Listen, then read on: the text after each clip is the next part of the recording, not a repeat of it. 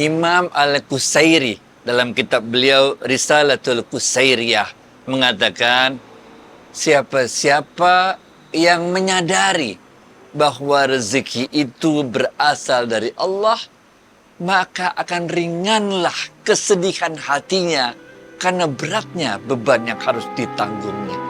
Gitu, Fit.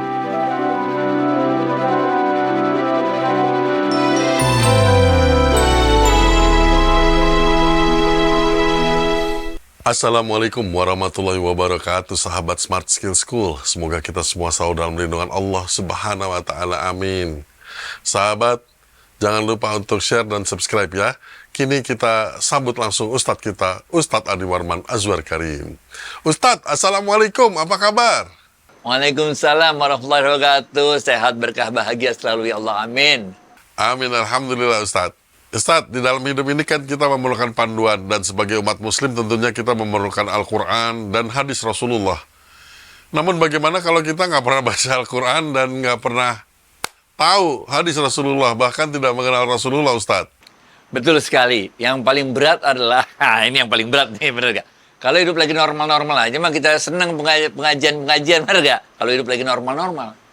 Tapi ketika kita hidup dalam keadaan tertekan, baik tertekan itu karena musibah-musibah yang menimpa kita, atau karena tekanan ekonomi yang menekan kita, pada saat-saat kita keadaan secara batiniah lagi lemah-lemahnya, disitulah letaknya. Ini kita ambil apa-apa yang ditulis oleh Ibnu Ishaq, Imam Ibnu Ishaq. Beliau ini adalah penulis sejarah yang terkenal dalam khasanah keilmuan Islam. Beliau menceritakan bagaimana turunnya ayat yang berbunyi, laqad kana lakum fi rasulillahi uswatun hasanah. Sungguh di dalam diri Rasulullah SAW itu terdapat uswatun hasanah, terdapat teladan yang baik. Ayat ini turun ketika terjadi perang Ahzab, perang sekutu, di mana waktu itu umat Islam di Madinah dikepung oleh 10.000 pasukan gabungan dari berbagai musuh. Itu berbagai orang musuh rame-rame bersatu padu mengepung kota Madinah. Dalam riwayat diceritakan awalnya ada 3.000 orang di Madinah nih. Habis itu kaum Yahudi yang ada di Madinah malah berkhianat, bergabung dengan musuh. Tinggal 1.000. Dari 1.000 itu 300-nya kaum munafik. Tinggal 700. Nah, ini nih.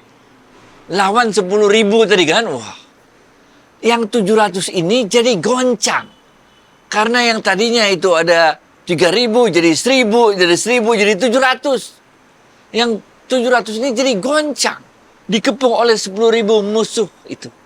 Pada saat itulah turun ayat ini. Laqad kana lakum fi rasulillahi uswatun hasanah. Sungguh di dalam dirinya Rasulullah SAW itu terdapat teladan yang baik.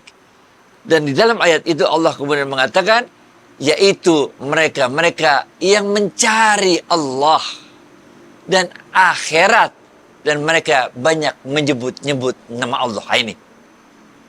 Jadi pada saat kita ditimpa kesulitan hidup yang sedemikian beratnya, sehingga kita seakan-akan kehilangan pegangan, bahkan kadang-kadang iman kita goyang karena beratnya cobaan yang menimpa diri kita, pada saat itulah laqad kana lakum fi rasulillahi uswatun hasanah. Pada saat itulah kita benar-benar butuh untuk menjadikan Rasulullah SAW menjadi teladan kita. Jangan kebalikannya. Pada saat kita lagi ditimpa berbagai cobaan hidup yang begitu beratnya, malah kita menjauh dari Allah Azza wa Jalla, menjauh dari ajaran-ajarannya Rasulullah SAW. Pada saat diri kita goncang itulah, pada saat jiwa kita goncang itulah, dengan berbagai kehidupan yang kita hadapi, kita malah harus laqad kana lakum fi rasulillahi uswatun hasanah.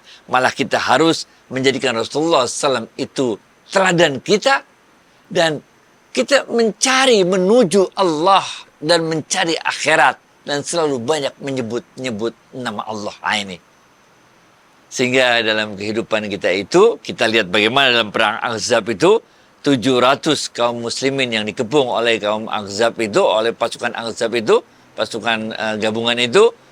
Kemudian Salman Al-Farisi waktu itu, yang berasal dari Persia, waktu itu secara budaya perang dan budaya kebudayaannya lebih maju daripada orang-orang Madinah. Maka waktu itu Salman Al-Farisi mengusulkan kepada Rasulullah SAW untuk menggali parit di sekeliling kota Madinah yang lebar paritnya itu lebih besar daripada kemampuan kuda terbaik yang bisa lompat, gitu. Supaya kuda terbaik pun bisa lompat, nggak bisa ngelewatin parit tersebut. Sehingga bekerjalah kaum muslimin waktu itu bikin parit di sekeliling kota Madinah yang lebarnya itu cukup besar sehingga kuda terbaik pun akan jatuh ke parit kalau lompat. Kemudian kita tahu ceritanya Allah Azza wa Jalla membantu dengan menurunkan hujan badai yang kencang sehingga kaum Ahzab yang sudah bersiap-siap akan menyerang hancur lebur karena disapu oleh hujan badai tersebut. Jadi sahabat-sahabat Smart Skill School, yang Allah minta sama kita cuma satu, yaitu melakukan ikhtiar terbaik kita dalam menjalani kesulitan hidup seperti apapun. Dan kita ikuti ikhtiar terbaik itu dengan doa dan prasangka baik kepada Allah. Ingat ketika ibunya Nabi Isa alaihissalam, Ibu Siti Maryam, ketika itu beliau begitu lemahnya. Ketika mau melahirkan itu begitu lemahnya. Duduk di bawah pohon korma. Lapar. Mau makan. Lapor sama Allah. Ya Allah, lapar mau makan. Maka Allah mengatakan kepada Ibu Siti Maryam, goyangkanlah pohon korma tempatmu bersandar itu.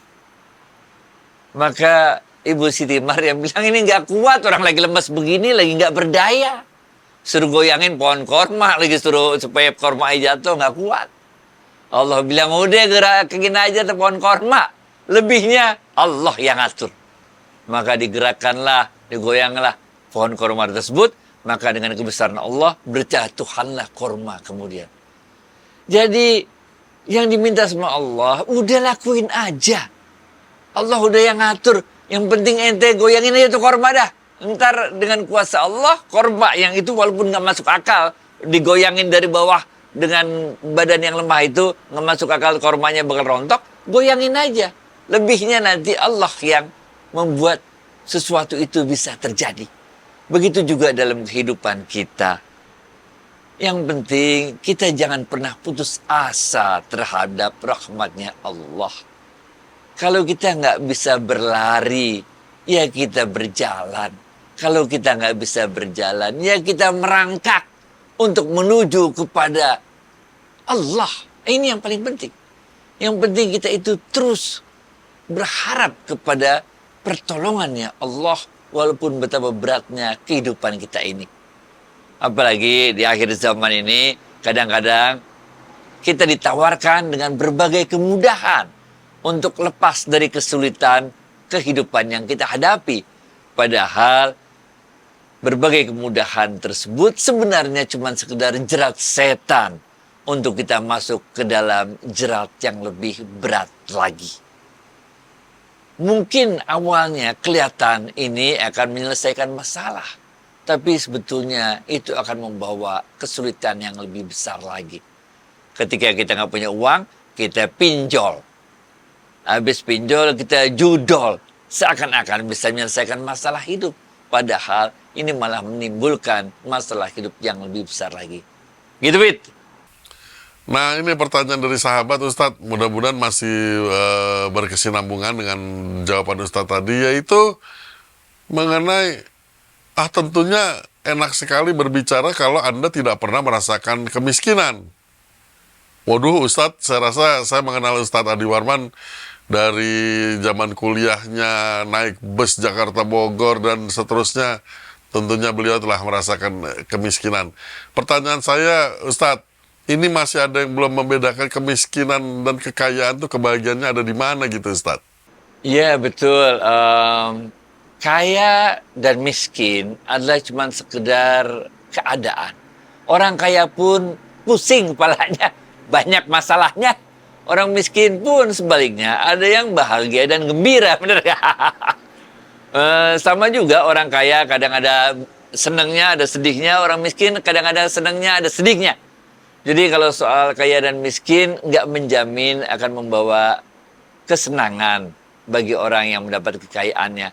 Karena kekayaan hanya satu bagian dari kehidupan kita ini. Orang kaya kalau anaknya meninggal ya sedih juga. Kalau dia cerai sama istrinya ya sedih juga. Kalau dia ikan kesayangannya mati sedih juga, benar nggak? Jadi sedih nggak tergantung hal tersebut. Tapi kalau bicara mengenai kaya dan miskin, itu adalah keadaan yang harus kita lewati dengan redho. Kalau lagi susah, ya udah redho aja, pegang. Laqad kana lakum fi rasulillahi uswatun hasanah. Ikutin. Pertama. Yang kedua, cari Allah. Yang ketiga, cari akhirat. Yang keempat, banyak-banyak menyebut nama Allah. Nah, baik kita dalam keadaan kaya, baik dalam keadaan miskin, lakukan hal empat ini, terutama pada saat kita lagi tertimpa berbagai musibah, sebagaimana tadi kisah kaum muslimin dalam perang Ahzab. Gitu, Fit. Baik Ustadz, terakhir ini mengenai pertanyaan sahabat tentang hal ihwal kemarahan. Udah pernah dulu kita jawab, tapi mungkin kalau udah lama bolehlah dijawab lagi Ustadz. Apa kiat-kiat dan sholatnya apa gitu Ustadz? Ya, kalau teknisnya ada. Di dalam hadis itu kalau kita lagi marahnya sembari berdiri, kita coba duduk. Mudah-mudahan dengan duduk itu kita bisa menurunkan emosi kita. Kalau udah duduk nggak bisa juga, kita coba tiduran. Mudah-mudahan dengan tiduran kita bisa menurunkan emosi marah kita. Kalau nggak juga, ambil wudhu, kita kemudian sholat 2 rakaat. Kalau belum hilang juga, banyakin istighfar dah. Redho sama Allah. Marah itu sangat mudah sekali menjadi pintu masuknya setan. Ini harus kita ingat. Bukannya kita mau supaya begitu nggak punya marah sama sekali, enggak juga. Normal aja, kita marah itu normal. Saya kalau disetirin naik mobil tuh sama driver ngelewatin polisi tidur, kadang-kadang dia lupa ada kita di belakang, jadi duduk-duduk gitu bener. Nah, sebagai driver di depan nggak berasa jeduknya, bener nggak? Kita penumpang di belakang jadi kayak karung beras, men, bener nggak? Kan kita jadi ngomel. Lo nyetir yang bener, kita jadi karung beras belakang. Jadi marah itu lazim kita lakukan. Tapi bagaimana caranya marah itu tidak berkepanjangan dan meledak? Karena kalau marah itu berkepanjangan dan meledak, maka nafsu kita akan mengalahkan akal kita. Disitulah setan akan masuk. Nah, ketika diri kita telah dikuasai oleh nafsu marah dan setan masuk, maka kita bukan lagi manusia yang dapat mengontrol diri kita. Kita udah menjadi kepanjang tangannya setan. Maka marahnya udah nggak karu-karuan nanti biasanya. Nah, itu sebabnya jangan biarkan setan menguasai diri kita. Karena bagaimanapun setan jauh lebih pengalaman dari kita dalam menggoda anak cucu Adam ini. Gitu, Fit. Baik, Alhamdulillah semoga jawaban-jawaban Ustadz tadi cukup memuaskan pertanyaan para sahabat. Ustadz, terima kasih atas waktu dan tausiahnya. Assalamualaikum warahmatullahi wabarakatuh. Waalaikumsalam warahmatullahi wabarakatuh.